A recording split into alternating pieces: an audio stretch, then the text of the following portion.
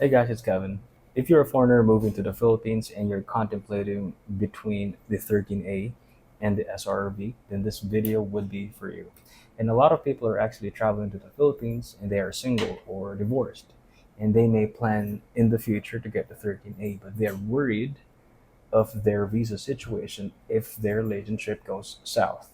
And other people also have been considering the SRV but are a bit hesitant because of the amount of money that is put in. Because what happens if they want to cancel their visa? Can they still get their money back? So in this video, we're going to do a deep dive and answer or provide you pros and cons for each of this visa. So the 13A, we're going to talk about the pros and cons, the cost, the processing, the timeline. The same goes with the SRV. And if you're going to stick around at the end of this video, we're going to answer two big questions for each of these visa. And just to let you know, the 13A, we're going to answer what happens if your spouse dies. And for the SRV, we're going to answer what happens to your deposit. Can you still get your money back? So if you stick around, you're going to know what are the answers to those questions. So stick around, grab a cup of coffee, and let's get down to business. Who is this video for? So this video is actually for expats that are considering to live or move to the Philippines long term. Because eventually you will hit a, a decision whether you're going to get the SRV or the 13A. But before we get into the details, let's define each visas. Okay, the first one would be the SRV. It stands for Special Resident Retirees Visa. This is essentially a lifetime visa that is granted to a foreign national in order to live in the Philippines permanently. And you are provided with a lot of benefits. So, exemption from Bureau of Immigration requirements like the ACRI card, the annual report, the exit clearance, onward ticket every time you come to the Philippines. You don't need to get that once you have the SRV. So, the SRV is somehow an independent type of visa because it's not connected to a Filipino national. It is not also connected to an investment nor it is connected to a company. So this is essentially that you can have on your own, and it is lifetime. And what is the 13A? The 13A is actually a spousal visa here in the Philippines. So this is also a permanent visa directly applied at the Bureau of Immigration. So this is actually an option for those people who are married to Philippine citizens because a lot of people apply for this because it's the one of the most cheapest visa that you can get in the Philippines that is permanent as long as you are married. And let's do a head-on comparison with each of the visas available. The first comparison that we're going to make would be the cost. Now the SRV. The SRV, I'm going to be transparent to you, this would be a bit more costly. The upfront cost in getting the SRV would be the three things. So there are three monetary costs when you apply for the SRV. The first one would be the visa deposit. Depending on your category, it could be from $1,500 to $50,000. So if you want to learn more about the different deposits, you can watch my other video. I'm going to put a link in the description. And then that's the first monetary cost, the visa deposit. The second one would be the visa one-time application fee, and that is $1,500 across all categories. And then the third monetary cost for the SRV would be the first annual fee. For classic category, that's $360. And for those under courtesy category, regardless of the age, it's going to be $100. And for those courtesy category, former Filipinos, that is going to be $50 per year. Now let's talk about the cost in getting the 13A spousal visa. So this is actually one of the main reasons of why a lot of expats consider this visa because it doesn't require a deposit. So there are two stages in getting the 13A spousal visa if you're going to apply here in the Philippines. So the first stage is what we call the 13A probationary residency. So from a tourist visa or a balikbayan, you need to convert that visa status into a probationary residency 13A. And the cost for that one would be around 11 to 12,000 pesos. That's more or less $200 to $210. That's for the first stage. And once you get that probationary residency, you will be given a 1 year visa multiple entry. So before that year ends, you need to do the same process again to amend your status from probationary to permanent. and the cost would basically be the same. So it's going to be around 11 to 12,000 peso, more or less 200 to $210.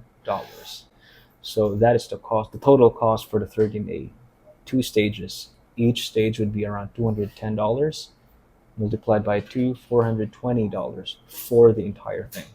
Okay, let's talk about the processing time. Let's start with the SRV. So the SRV is much more straightforward. So when you apply for the SRV, first is you need to complete the requirements. Once you complete the requirements, the deposit has been settled, the fees have been paid, the documents have been apostilled. Once you get everything completed, the moment you turn in the application to the PRA, then that timeline will start, and it's usually around 1 to 2 months. And after that, you just need to wait. As for the 13A, it's a bit broken down into different pieces. So when you apply for the 13A, the first thing, of course, would be to gather all requirements. And all people should apply for the NBI clearance. The NBI clearance for foreigners usually takes 2 to 3 weeks, and you need to consider that in your timeline. So, for example, if you have completed the 13A requirements, once you file your paperwork, the approval of the visa usually takes 2 to 3 months. And once you get the approval, that is not yet the end of the line. You still have to do a couple of things once you get the visa approval. So once you get the news that your visa has been approved, the next step for that is to have your passport submitted to the Bureau of Immigration for the process called implementation. Basically, they're just going to put the 13A stamp to your physical passport. And that process might take 1 or 3 weeks, depending on which office are you filing your application. And once you're done with the implementation, you will have to follow up for your ACRI card. Usually that's the last thing that you would do, or sometimes it gets released after the implementation. So all in all, for the 13A spousal visa, it's going to take around 3 to 5 months, and you have to keep on extending your tourist visa. Let's talk about the flexibility. Let's begin with the SRRV. The SRRV is a bit more restrictive. When you file your application to the PRA, they will keep your original passport from start to finish, meaning you cannot exit the country, but you can travel domestically. So in the event if you want your passport back and if you want to exit the Philippines, regardless if it's urgent or not, you can actually pull out your passport, but the application will be halted. But that doesn't mean that your application is forfeited. You can actually simply return to the Philippines and return your passport, and then they will continue the process again. As for the 13A, you can actually exit the country after you file the paperwork, because the immigration is not going to keep your original passport. They will return it to you the day after you file your paperwork. And after that, you just need to come back to the Philippines before the visa is approved. If you're outside the Philippines and the visa has been approved, you just need to simply file for a revalidation. And that'll just cost you around 5 or 6,000 peso to the government. But that's an additional process outside the normal steps. So the 13A is a bit non-restricted because you can exit the country. The SRV is a bit restricted because you cannot exit the country while the process is ongoing. Okay, let's go over the big question about the SRV. Can you still get your money back? No, you cannot. The government will keep it. I'm just kidding. So you can actually get your deposit back, no problems. And it's a very straightforward process. I've even talked about that in my other video. So if you want to learn more about the detailed part of that question, you can go over to my next video. But to answer your question, yes, you absolutely can. And I'm very confident. And why am I confident? Is because I've did the process many times. And it's not because they don't like the SRV. It's just because their plans changed. Maybe they got married to a Philippine citizen and they want to switch to another type of visa. And some people think, oh, I don't want to stay in the Philippines long term. It seems in my situation right now, I'm going to be bouncing around different countries. So it would make sense for them to cancel the visa and get the money back. So it's not really that they don't like the SRV. It's just that their circumstances changed. And maintaining the visa doesn't really make sense for them at that time. So at least they know that they have funds in the bank account, that they can treat it as like a savings account. Some people actually use it to convert into a property, a long-term lease of a house and lot, or a purchase of a condominium. But going back to the question, can you still get your money back? You absolutely can. And it's a very straightforward process. Okay, let's talk about the big question about the 13A spousal visa. What happens to the foreigner if the Filipino spouse dies? The visa will actually be canceled if the spouse dies, unless if they have a child or children together. Also, the Filipino has to be the wife. The Filipino cannot be the husband, otherwise, this rule does not apply.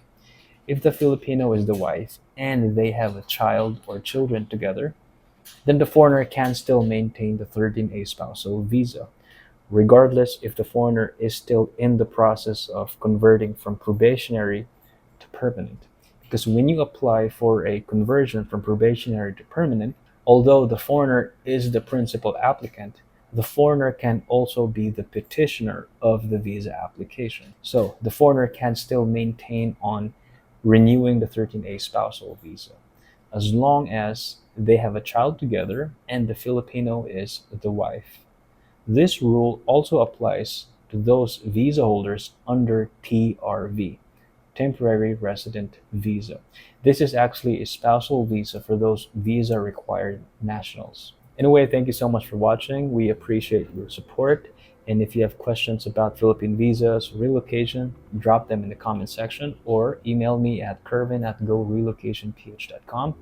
If you want to learn more about what I do here in the Philippines, you can visit my website at gorelocationph.com. I'll see you guys here in the Philippines. Bye. And it's a very straightforward process.